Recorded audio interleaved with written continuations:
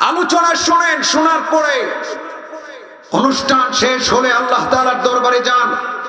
আল্লাহ তাআলা সব জানার পরেও জিজ্ঞেস করেন, এই ফেরেশতারা কোত্থেকে আসছো? ফেরেশতারা বলে, রব্বুল আলামিন আপনার এমন কিছু বান্দাদের কাছ থেকে এসেছি যারা ইউসাব্বিহুনাকা ওয়া ইউকাব্বিরুনাকা ওয়া ইউহাল্লিলুনাকা ওয়া ইয়াহমাদুনাকা ওয়া ইস্তাগফিরুনাকা। আপনার এমন কিছু বান্দাদের কাছ থেকে এসেছি যারা সুবহানাল্লাহ পড়ে পড়ে আপনার পবিত্রতা বর্ণনা করছে, যারা আলহামদুলিল্লাহ বলে বলে আপনার প্রশংসা করছে, যারা আল্লাহু আকবার বলে বলে আপনার বড়ত্বের জয়ধ্বনি দিচ্ছে, যারা লা ইলাহা ইল্লাল্লাহ বলে বলে আপনার জিকির করছে, যারা আস্তাগফিরুল্লাহ পড়ে পড়ে আপনার কাছে ক্ষমা প্রার্থনা করছে, এমন কিছু বান্দাদের কাছ থেকে এসেছি। আল্লাহ বলেন, তারা কি চায়? ফেরেশতারা বলেন, জান্নাত চায়। আমরা সবাই জানি ফেরেশতারা বলে জান্নাত চায়। আল্লাহ বলে, জান্নাত কি দেখেছে? ফেরেশতারা বলে, না দেখে নাই। আল্লাহ বলে, যদি দেখতো? ফেরেশতারা বলে, যদি দেখতো তাহলে জান্নাত পাওয়ার জন্য পাগল হয়ে যেত। আল্লাহ বলেন, কোন জিনিস থেকে আমার কাছে মুক্তি চায়? ফেরেশতারা বলেন, জাহান্নাম থেকে মুক্তি চায়। আল্লাহ বলে, তারা কি আমার জাহান্নাম দেখেছে? জাহান্নামের আযাব শাস্তি দেখেছে? ফেরেশতারা বলে, না দেখে নাই। আল্লাহ আবার জিজ্ঞেস করেন, যদি দেখতো? ফেরেশতারা বলেন, যদি দেখতো তাহলে জাহান্নাম থেকে বাঁচার জন্য বেকুল হয়ে যেত, পাগল হয়ে যেত।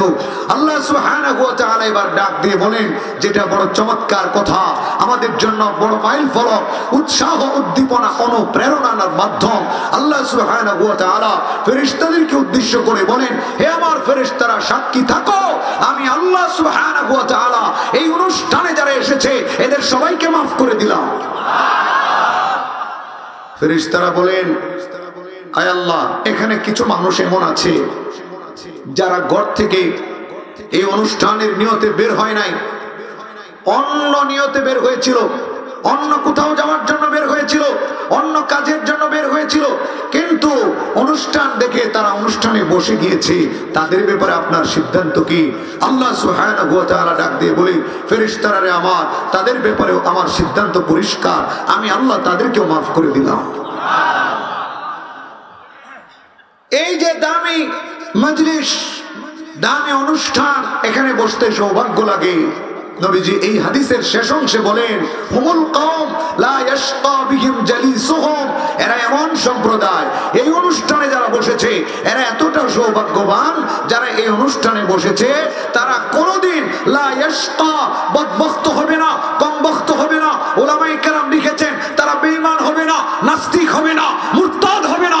আল্লাহ সুবহানাহু ওয়া তাআলা তাদের ঈমান আমল হেফাজতের জিম্মাদার হয়ে গেছে। যারা এই অনুষ্ঠানগুলোতে বসে, আল্লাহ তাআলা তাদের ঈমান আমল হেফাজতের জিম্মাদার। সুবহানাল্লাহ। তো আমরা কি কম খুশি না বেশি খুশি? আল্লাহ পাক আমাদেরকে কবুল করুন, সবাই বলি আমিন।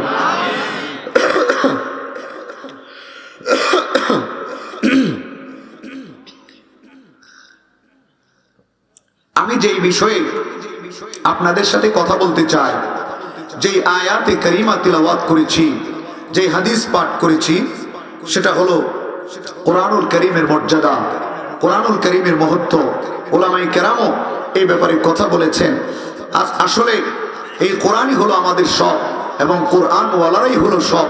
এই জন্য এই কোরআনের আলোচনাই বেশি হওয়া দরকার। আজকে আমরা নির্যাতনের শিকার, জুলুমের শিকার, সারা পৃথিবীতে মুসলমান অপমানের শিকার, সারা পৃথিবীতে মুসলমান লাঞ্ছিত, অপমানিত। কথা বলি ঠিক কিনা? ব্যক্তিগতভাবে আমরা ব্যর্থ, সামাজিকভাবে ব্যর্থ, পারিবারিকভাবে আমরা ব্যর্থ, অশান্তির আগুনে দাউ দাউ করে জ্বলছি। রাষ্ট্রীয়ভাবে আমরা ব্যর্থ, রাষ্ট্রের মধ্যে দাউ দাউ করে আগুন জ্বলছে, অশান্তির আগুন, খুনাখুনির আগুন, রক্তারক্তির আগুন, মারামারির আগুন, বিদ্বেষের আগুন। আজকেও তো আপনাদের মধুপুরে কত মারামারি হয়েছে। কথা বলেন ঠিক কিনা? মোবাইলে দেখলাম আর কি, অনেকে লিখছে যে মধুপুর স্বাধীন হয়ে গেছে। এই যে মারামারি, রক্তারক্তি, অশান্তির আগুনে দাউ দাউ করে জ্বলছে, সফলতা নাই, ব্যর্থতার ব্যর্থতা। সারা পৃথিবীতে মুসলমান মার খাচ্ছে। এর অন্যতম কারণ হলো আমরা কোরআন ছেড়ে দিয়েছি। কথা বলেন ঠিক কিনা? যদি কোরআন দ্বারা জীবন পরিচালনা করতাম, এই মারামারি হতো, অশান্তি হতো। আমার আগের আলোচক, আজকের যিনি কথা বললেন, উনি সুন্দর কথা বলেছেন যে আমরা কোরআন দ্বারা রাষ্ট্র পরিচালনা করতে চাই। বাস্তবে যদি তারা এবং যারা ইসলামের কথা বলেন, যারা ইসলামী রাজনীতি করেন, তারা যদি বাস্তবে কথা কাজে মিল রাখেন, এই কোরআন দ্বারা রাষ্ট্র পরিচালনা করেন, তাহলে আমরা হাজারো মুসলমান তাদের সঙ্গে আছি যারা বাস্তবে কোরআন দ্বারা রাষ্ট্র পরিচালনা করবে। যদি বাস্তবে কোরআন দ্বারা রাষ্ট্র পরিচালনা করা হয়, এই দেশে মারামারি থাকবে না, কোনাকুনি থাকবে না, রক্তারক্তি থাকবে না, এদেশ আসলেই সোনার দেশে পরিণত হবে। কিন্তু কথা কাজে মিল থাকতে হবে। কথা বলি ঠিক কিনা? যদি আমি বলি যে কোরআন দ্বারা রাষ্ট্র পরিচালনা করব, আমার ভোট দেন, পরে যদি আবার ভোট পেয়ে পাশ করে আবার পিছপা হয়ে যায়, ভারতকে ভয় পায়, আমেরিকাকে ভয় পায়, চায়নাকে ভয় পায়, রাশিয়াকে ভয় পায়, তাহলে যেই কদু হয়ে লাও। কথা বলেন ঠিক কিনা? এই জন্য আমরা যেন সামনে আমাদের যারা রাজনৈতিক ইসলামী রাজনৈতিক বা আমাদের রাজনৈতিক নেতারা আছেন, আমি তো কোনো রাজনৈতিক বক্তব্য দিচ্ছি না, তারা হয়তো বিভিন্ন মাহফিলের দেন যারা রাজনৈতিক বক্তা, আমরা তাদের জন্য দোয়া করি তারা যেন এই দেশটাকে যারাই আসবে কোরআন দ্বারা যেন শাসন করতে পারেন। সবাই বলেন আমিন। কারণ কোরআন ছাড়া বিকল্প নাই। যতদিন কোরআন দ্বারা রাষ্ট্র পরিচালনা হয়েছে, যতদিন কোরআন দ্বারা ব্যক্তি জীবন পরিচালনা হয়েছে, যতদিন কোরআন দ্বারা পরিবার চালানো হয়েছে, যতদিন কোরআন দ্বারা সমাজ চালানো হয়েছে, ইতিহাস সাক্ষী ব্যক্তি জীবন সফল হয়েছে, পারিবারিক জীবন সফল হয়েছে, সামাজিক জীবন সফল হয়েছে। নবী আলাইহিস সালাতু ওয়াস সালাম, সাহাবায়ে কেরাম কোরআন দ্বারা রাষ্ট্র পরিচালনা করেছেন, রাষ্ট্রীয় জীবন সফল হয়েছে। কথা বলেন ঠিক কিনা? এই কোরআনই হলো সব। আজকে আমাদের মার খাওয়ার, জুলুম নির্যাতন সহ্য করার, আমরা লাঞ্ছিত হওয়ার বড় কারণ হলো আমরা কোরআন ছেড়ে দিয়েছি। কবি বড় চমৎকার বলেছেন, ও জামানা মুআজ্জাজ থে হামিলে কুরআন হোকর और हम जलीलो ख्वार हैं तारिके कुरआन होकर।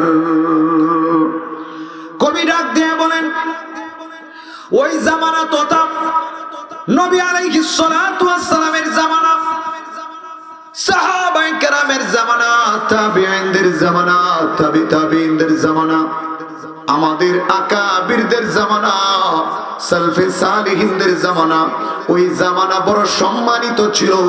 মুসলমানরা মাথা উঁচু করে বসবাস করেছিল, কারণ ছিল তারা কোরআন ধারণ করেছিল। তারা কোরআন দ্বারা রাষ্ট্র পরিচালনা করেছিল। এই জন্য ইহুদি খ্রিস্টানরা তাদের গোলাম ছিল। মুসলমানরা ইহুদি খ্রিস্টানদের গোলামি করার লাগে নাই। কিন্তু যখন থেকে মুসলমানরা কোরআন ছেড়ে দিয়েছে, ইহুদি খ্রিস্টানদের দালালি করা শুরু করে দিয়েছে, ইহুদি খ্রিস্টানদের গোলামি শুরু করে দিয়েছে। আল্লাহর আইন ছেড়ে মানব রচিত আইন দ্বারা ব্যক্তি জীবন চালানো শুরু করে দিয়েছে। দুনিয়ার প্রতি আকৃষ্ট হয়ে পড়েছে। আল্লাহর আইন বাদ দিয়ে মানবতন্ত্র, মানব রচিত তন্ত্র মন্ত্র দ্বারা ব্যক্তি জীবন, সামাজিক জীবন, রাষ্ট্রীয় জীবন পরিচালনা শুরু করে দিয়েছে। তখন থেকে মুসলমানরা লাঞ্ছিত হয়েছে, বঞ্চিত হয়েছে। কথা বলুন ঠিক কিনা? যতদিন এই কোরআন দ্বারা আমরা রাষ্ট্র পরিচালনা করেছি, ততদিন আমরা সম্মানিত ছিলাম।